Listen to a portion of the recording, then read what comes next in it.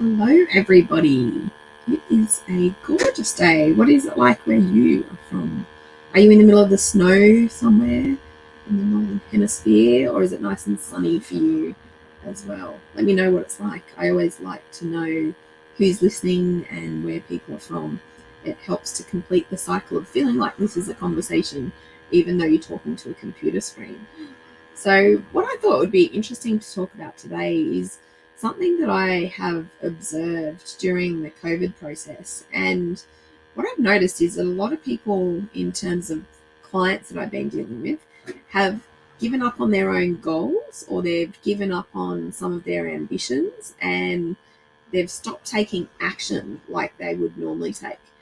And this is pretty much a direct response of fear, feeling like you're in a state of fear.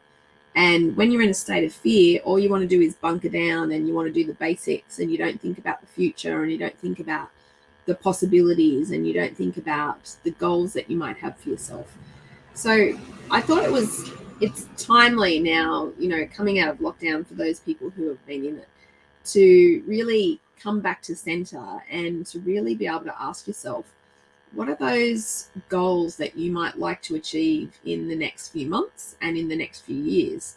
And how can you focus on creating some kind of action in and around those goals? Now, one of the reasons that we want to create action in and around a goal is it gives us momentum, and it helps us to feel as though we're moving toward that goal. One of the important elements about achieving goals is the impact that that has on your mental health. You're able to feel like you've made a big achievement. You can feel proud of yourself. You can feel happy that you've achieved that goal. You get a deep sense of satisfaction when you experience achievement. And so there's good reasons to set goals, and there's good reasons to undertake the actions that help us lead toward the goal.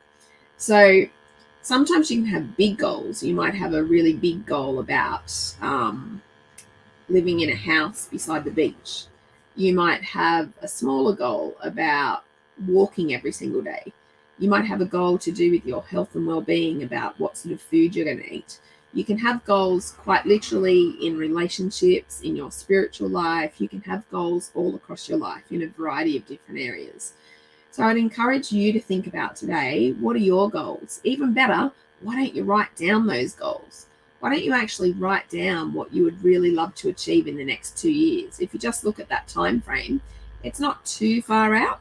It's not asking you to do 5 years or 10 years, but if you're just looking at 2 years, what are some of those big things, those big chunks that you would like to be able to bite off, so that you can get that feeling of satisfaction from actually going through the process and doing it? So I'd encourage you to think about that in your own world. And if you are interested in goal setting, and particularly how goal setting relates to mindset, then you'll be interested in our Being More Human book that we have. All you have to do is go to the link down below in this particular live stream onto our Being More Human website, and you can order the book of the same name, Being More Human. And it's all about mindset mastery. It has a 5-stage model of mindset, and we talk a lot about how your different mindset influences your goal setting. So as a sufferer, which is one of the mindsets, how might that influence your goal setting? As a survivor, how might that influence your goal setting? So if you're interested in finding out more and having a read of the book, please feel free to jump on the link and to go ahead and buy the book. We'll see you there. Bye.